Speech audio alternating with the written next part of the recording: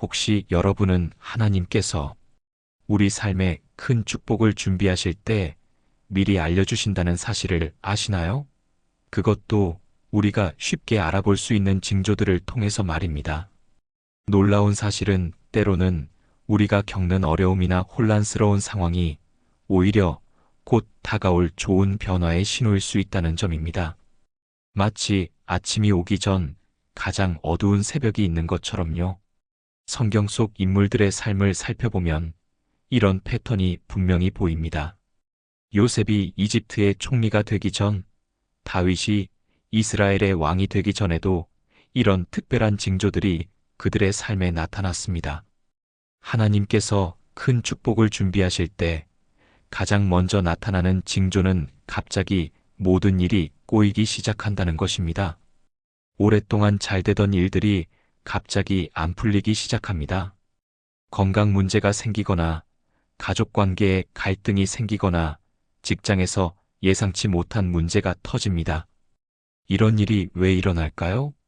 이것은 단순한 불운이 아니라 사탄이 여러분의 삶에 대한 하나님의 계획을 방해하려는 것입니다. 지금 이 징조를 경험하고 계신다면 낙심하지 마세요.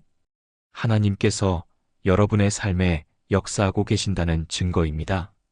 사탄은 영적인 존재로서 하나님이 여러분의 삶에 무언가 큰 일을 준비하고 계신다는 것을 알아차립니다. 여러분을 낙심시키고 포기하게 만들려는 것이죠. 요한복음 10장 10절에서 예수님은 이렇게 말씀하셨습니다. 도적이 오는 것은 도적질하고 죽이고 멸망시키려는 것뿐이요. 내가 온 것은 양으로 생명을 얻게 하고 더 풍성히 얻게 하려는 것이라. 여러분, 이것을 기억하세요. 원수의 공격이 심해진다는 것은 오히려 여러분이 올바른 방향으로 나아가고 있다는 증거입니다. 하나님의 뜻을 따라가지 않는 사람들에게는 사탄이 크게 신경 쓰지 않습니다. 다니엘이 21일간 기도했을 때 영적 전쟁이 있었던 것처럼 여러분의 축복이 가까워질수록 영적 전쟁은 더 치열해질 수 있습니다. 요한일서 4장 4절은 너희 안에 계신 이가 세상에 있는 자보다 크시기 때문이라고 말씀합니다. 여러분이 지금 예상치 못한 공격과 어려움을 겪고 있다면 물론 쉽지 않겠지만 기쁨으로 그 시간을 견뎌보시기 바랍니다. 하나님의 큰 축복이 가까이 있다는 신호일 수 있습니다.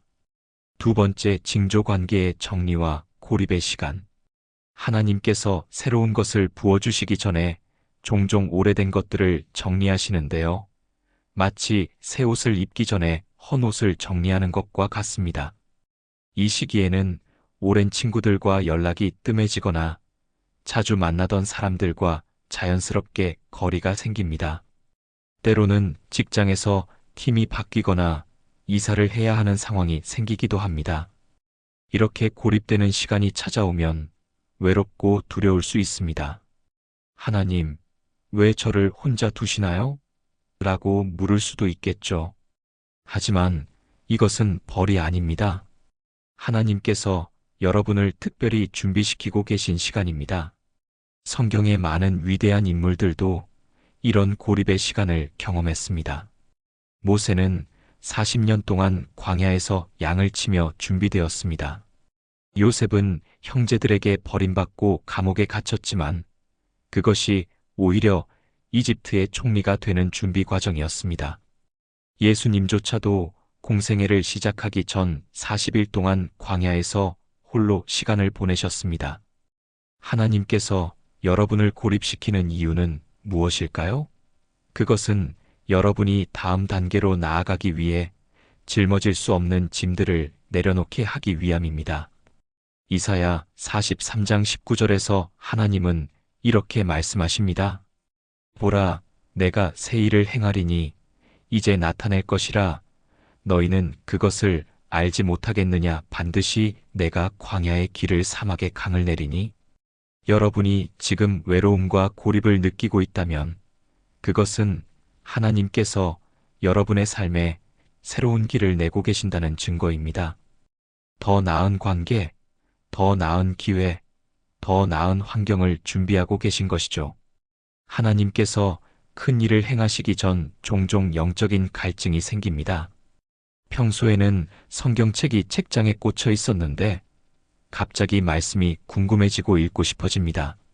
새벽에 눈이 저절로 떠지면서 기도하고 싶은 마음이 들거나 찬양에 마음이 끌리거나 전에는 무심코 지나쳤던 성경 구절이 갑자기 마음에 와닿는 경험을 하게 됩니다. 하나님께서는 우리에게 축복을 주시기 이전에 여러분이 그 축복을 잘 감당할 수 있도록 영적으로 준비시키고 계십니다. 그분은 여러분이 축복을 올바르게 관리하고 감당할 수 있도록 영적으로 성장하기를 원하십니다. 마태복음 6장 33절에서 예수님은 먼저 그의 나라와 그의 의를 구하라 그리하면 이 모든 것을 너희에게 더하시리라고 말씀하셨습니다. 축복을 부어주시기 이전에 먼저 여러분의 내면을 준비시키시는 것입니다. 마치 컵에 물을 부어주시기 전에 먼저 그 컵을 깨끗하게 하고 넓히시는 것과 같습니다. 혹시 최근에 말씀을 더 읽고 싶고 기도하고 싶은 마음이 점점 늘어나고 있다면 그것은 하나님께서 여러분을 향한 큰 계획을 준비하고 계신다는 신호일 수 있습니다. 그 갈망을 무시하지 말고 그것을 따라가 보세요. 분명 하나님의 선하심을 목격하게 될 것입니다. 하나님께서 큰 축복을 주시기 전에 종종 참을성을 시험하십니다. 마치 부모님이 아이에게 큰 선물을 주기 전에 책임감을 확인하는 것과 같습니다. 이 시기에는 모든 것이 멈춰 있는 것처럼 느껴집니다. 기도해도 응답이 없고 노력해도 결과가 보이지 않는 답답함을 경험합니다. 성경의 위대한 인물들도 모두 이러한 기다림을 경험했습니다. 요셉은 총리가 되기 전 13년간의 어려운 시간을, 다윗은 왕으로 기름 부음 받고도 오랜 도망자 생활을 견뎌야 했습니다. 하지만 여러분, 이 기다림의 시간은 결코 헛된 시간이 아닙니다. 이 시간 동안 하나님은 여러분의 성품을 다듬고 인내를 길러주며 영적인 근육을 키워주고 계신 것입니다. 야고보서 1장 2절은 이렇게 말합니다. 내 형제들아, 너희가 여러 가지 시험을 당하거든 온전히 기쁘게 여기라. 이는 너희 믿음의 시련이 인내를 만들어내는 줄 너희가 알미라. 인내를 온전히 이루라. 이는 너희로 온전하고 구비하여 조금도 부족함이 없게 하려 함이라. 아브라함은 약속의 아들을 위해 25년을 기다려야 했습니다. 다윗은 왕으로 기름 부음을 받고도 실제로 왕위에 오르기까지 수년간의 도망자 생활을 해야 했습니다. 만약 여러분이 지금 이러한 기다림과 시험의 시간을 지나고 있다면 낙심하지 마세요. 큰 축복을 위해 우리를 준비시키고 계신다는 증거로 받아들이셔야 합니다. 하나님은 여러분이 작은 것에 신실할 때 더 큰 것을 맡기십니다. 그러니 이 시험의 시간을 통과하세요. 여러분의 인내는 반드시 보상받게 될 것입니다. 여기서 잠시 성경의 한 인물에 대해 더 깊이 살펴보겠습니다. 바로 노아입니다. 하나님께서 노아에게 방주를 만들라고 하셨을 때 그 당시에는 비가 온 적이 없었습니다. 사람들은 노아를 비웃었습니다. 하지만 노아는 120년 동안 방주를 만들며 인내했습니다. 그의 인내는 결국 온 인류를 구원하는 통로가 되었습니다. 하나님께서 큰 일을 행하시기 전에 종종 설명할 수 없는 기대감과 평안을 주십니다. 마치 아무도 말해주지 않았는데 선물이 준비되어 있다는 걸 느끼는 것과 같습니다. 상황은 전혀 변한 게 없는데 갑자기 마음속에 곧 좋은 일이 일어날 거야라는 느낌이 강하게 듭니다. 겉으로 보기에는 여전히 어려운 상황인데도 마음이 평안하고 기대감이 생깁니다. 성경에서도 이런 예를 찾아볼 수 있는데요. 다니엘이 21일간 기도했을 때 응답이 지연되는 상황에서도 그는 마음의 평안을 유지했습니다. 엘리야가 3년 반의 가뭄 끝에 비가 올 것을 확신했을 때도 아직 구름 한 점 보이지 않았지만 그의 마음에는 확신이 있었습니다. 이것은 하나님께서 우리의 영을 통해 말씀하시는 특별한 방식입니다. 빌립보서 4장 7절은 그리하면 모든 지각에 뛰어난 하나님의 평강이 그리스도 예수 안에서 너희 마음과 생각을 지키시리라고 말씀합니다.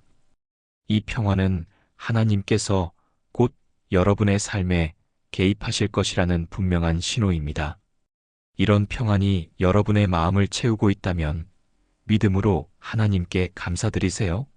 하나님께서 축복을 부으실 준비가 되었을 때 갑자기 예상치 못했던 기회들이 찾아옵니다. 오랫동안 연락이 끊겼던 지인에게서 갑자기 메시지가 오거나 생각지도 않았던 직장에서 면접 제안을 받거나 우연한 만남으로 인생의 새로운 전환점을 맞이하기도 합니다. 하나님께서 보내시는 기회는 처음에는 작고 보잘것없어 보일 수 있습니다. 그래서 많은 사람들이 이 작은 기회를 놓치게 됩니다. 하지만 작은 충성됨을 통해 더 큰 문을 여실 것입니다. 여기서 중요한 점이 있습니다. 하나님께서 여시는 문은 항상 우리가 기대하는 방식으로 열리지는 않는다는 것입니다. 때로는 아주 작고 미미해 보이는 기회로 시작할 수 있습니다. 이건 내가 꿈꾸던 것과는 거리가 멀어라고 생각할 수도 있지만 절대 그 작은 시작을 무시하지 마세요. 하나님은 종종 작은 것으로 시작하셔서 점점 크게 만들어 가십니다. 마치 겨자씨가 자라서 큰 나무가 되는 것처럼요.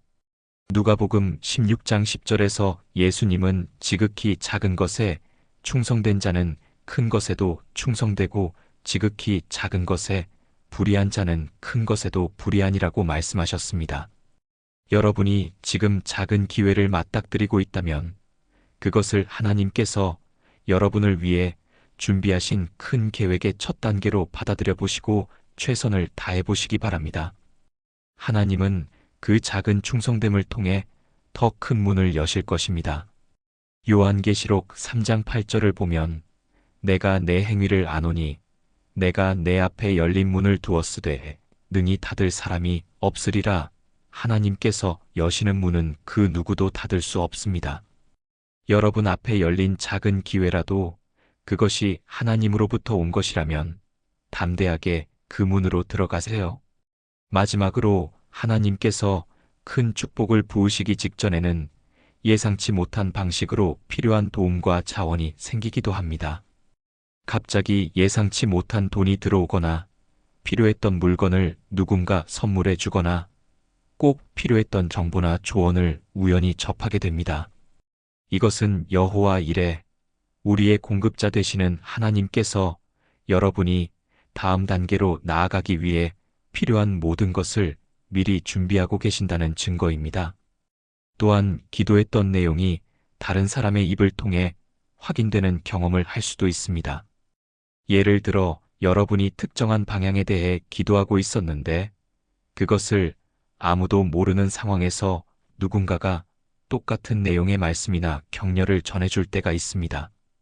우연이라 생각할 수 있지만 주님께서 나의 기도를 들으시고 계신다는 것을 그분의 입술을 통해 말해주는 것입니다. 빌립보서 4장 19절은 나의 하나님이 그리스도 예수 안에서 영광 가운데 그 풍성한 대로 너희 모든 쓸 것을 채우시리라고 말씀합니다. 하나님은 여호와 이레 우리의 공급자이십니다. 여러분을 감당할 사명이나 혹은 축복의 자리로 부르셨다면 반드시 이룰 수 있도록 필요한 모든 것들을 채워주실 것입니다. 하나님께서는 우리를 너무나 잘 아시기 때문이죠. 그러니 어떻게 이 일을 할 수 있을까? 내게 필요한 자원이 없는데 하고 걱정하지 마세요.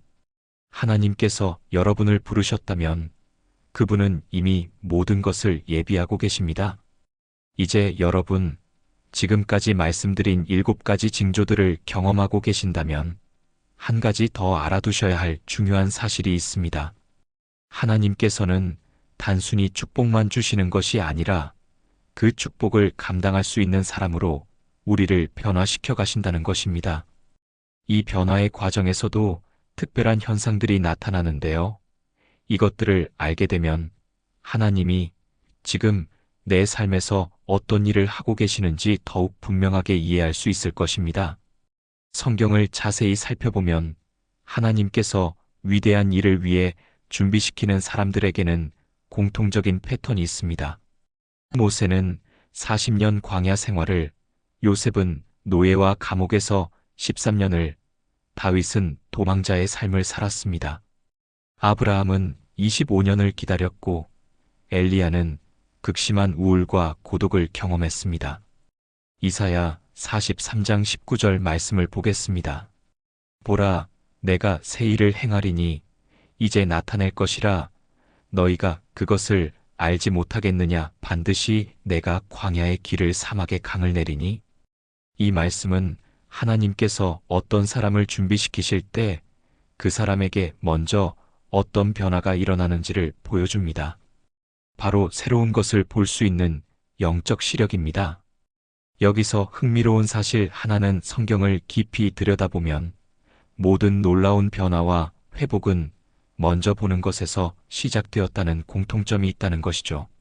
노아의 경우 다른 사람들은 전혀 인식하지 못했던 하나님의 심판을 보았고, 아브라함은 눈에 보이지 않는 미래의 땅과 후손을 보았습니다. 모세는 노예의 무리 속에서 하나님의 백성을 보았죠. 하나님은 본격적으로 역사하시기 전에 언제나 어떤 한 사람에게 영적 시력을 허락하셨습니다. 왜 이것이 중요할까요? 많은 사람들이 이렇게 묻습니다. 왜 내 삶에는 하나님이 일하시는 게 보이지 않을까? 그러나 진짜 문제는 하나님께서 일하고 계시지 않아서가 아니라 우리가 그분의 일하심을 보고 있지 못하기 때문입니다.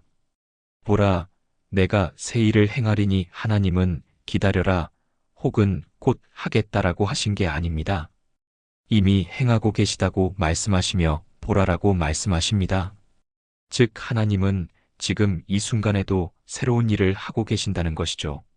하나님께서 준비시키는 사람은 그 새 일을 먼저 볼 수 있는 영적 눈을 가집니다. 우리가 종종 놓치기 쉬운 중요한 진리가 있습니다. 이미 우리 주변에는 광야의 길이 생기고 사막의 강이 흐르고 있지만 대부분의 사람들은 그것을 전혀 인식하지 못하고 있습니다. 하나님은 이미 여러분의 삶 속에서 놀라운 일을 시작하고 계시지만 그것을 보기 위해서는 영적인 시야가 열려야 한다는 것입니다. 엘리사의 이야기를 기억하시나요?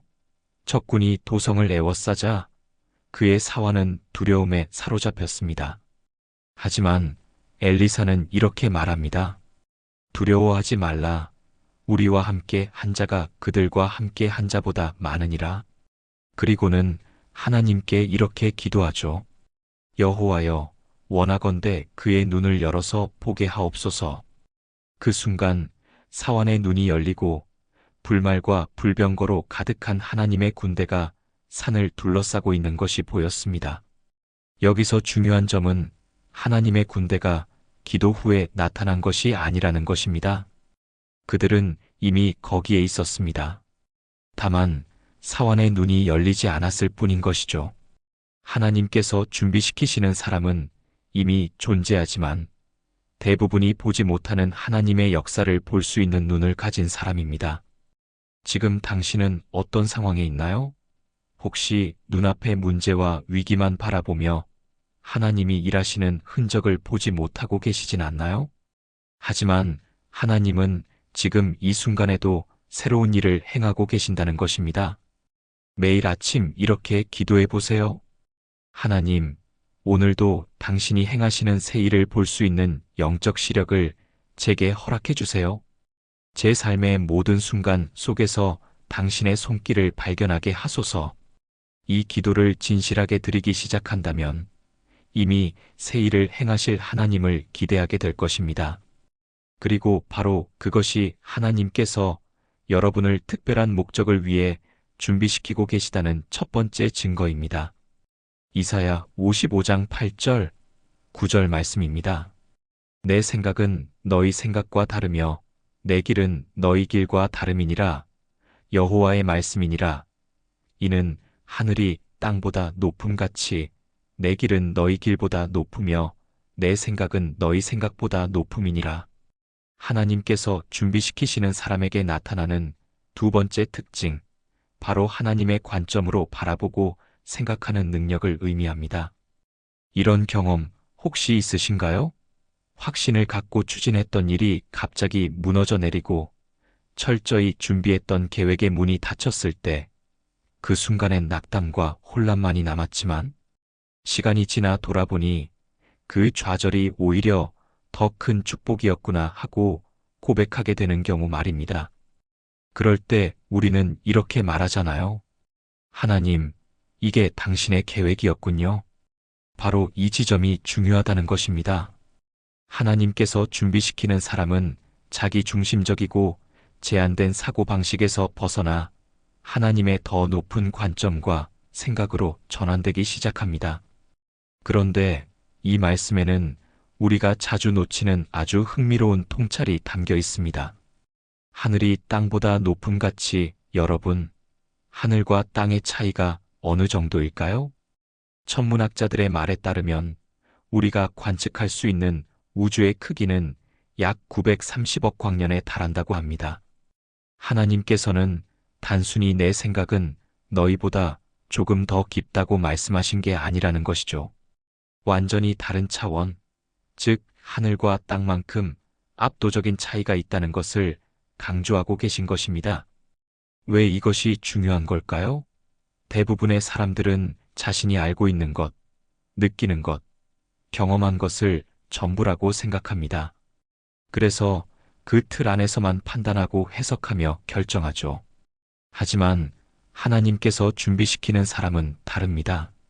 자신의 한계를 인정하고 하나님의 높고 깊은 뜻을 신뢰하기 시작한다는 것이죠. 그리고 여기서부터 큰 변화가 일어나게 됩니다. 바로 하나님의 사고방식은 종종 세상의 사고방식과 정반대이기 때문이죠. 세상은 상황을 보며 단정적으로 말합니다. 이건 도저히 불가능한 일이야. 현실적으로 생각해. 그러나 하나님은 단호하게 선포하십니다. 믿는 자에게는 능치 못할 일이 없다. 나는 불가능 속에서도 일하고 있단다. 하나님께서 준비시키는 사람은 이러한 영적 패러다임의 전환을 받아들입니다.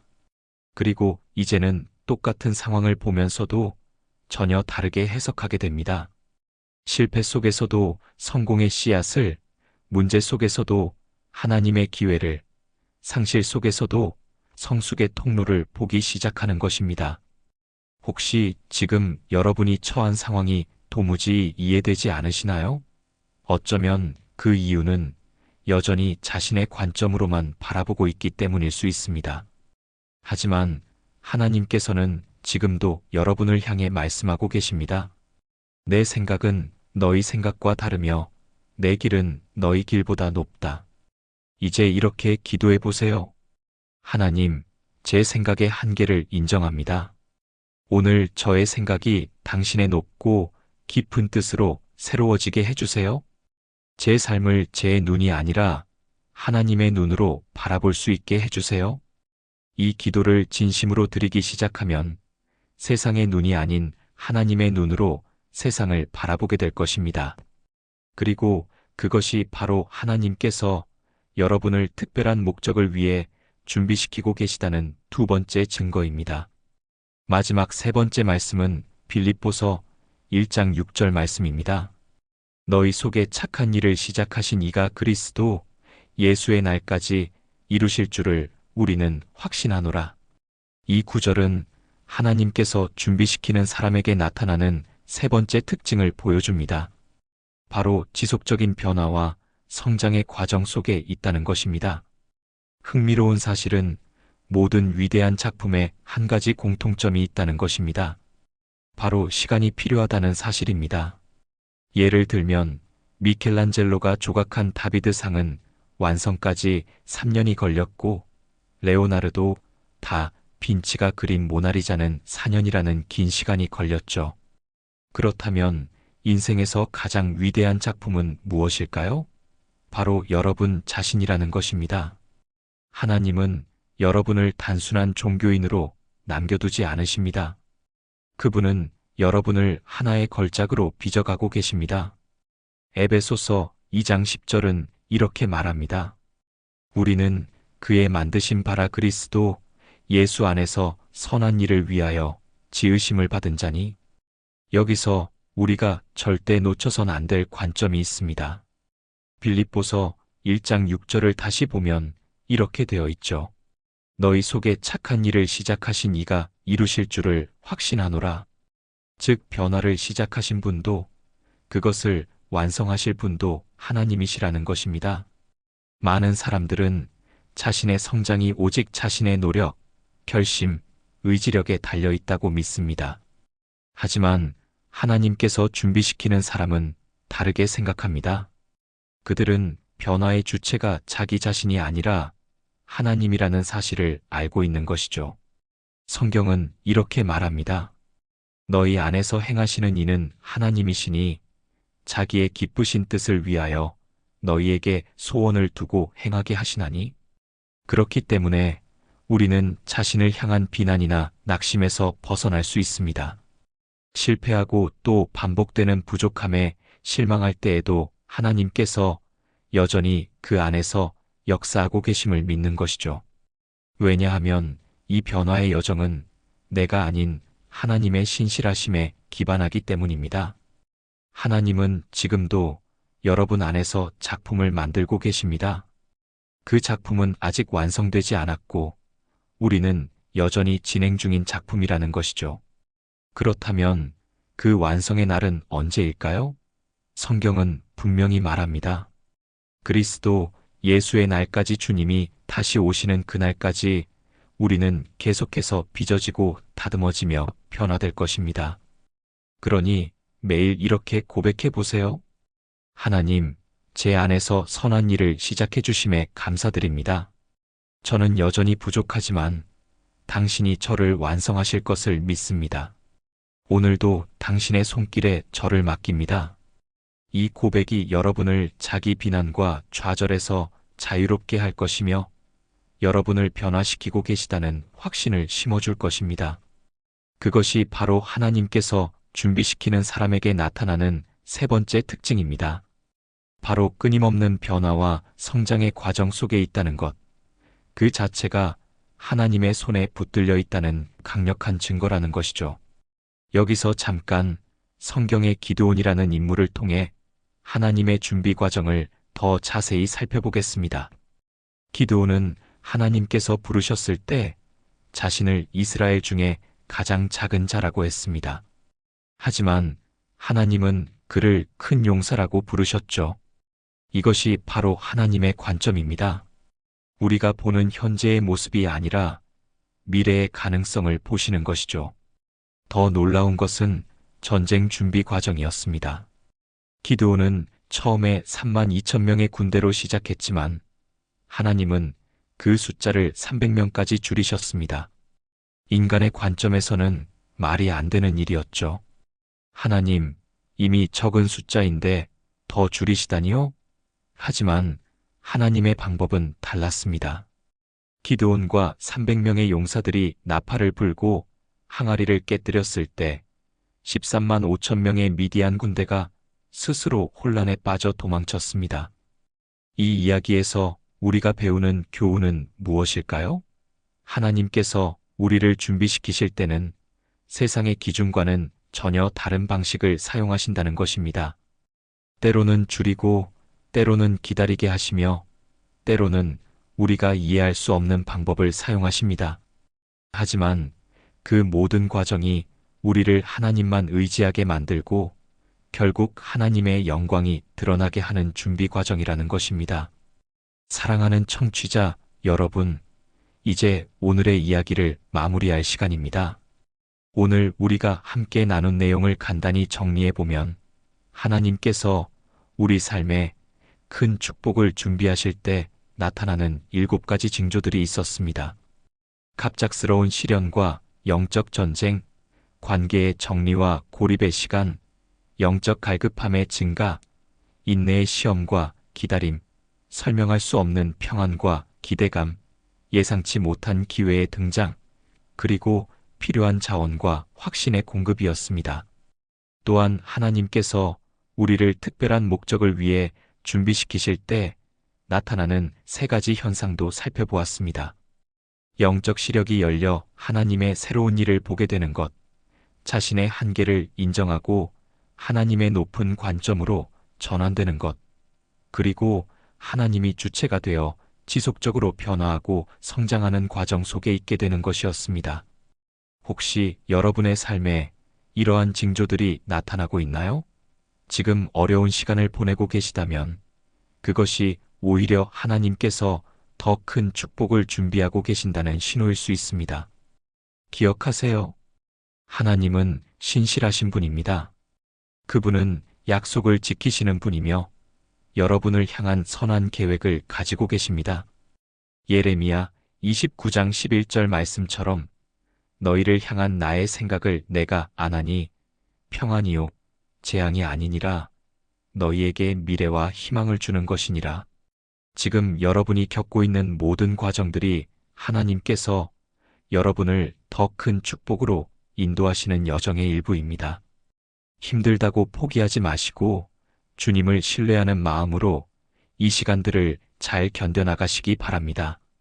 하나님께서 여러분의 삶에 행하실 놀라운 일들을 기대하며 하나님의 풍성한 축복이 여러분 모두에게 넘쳐나기를 진심으로 기도합니다.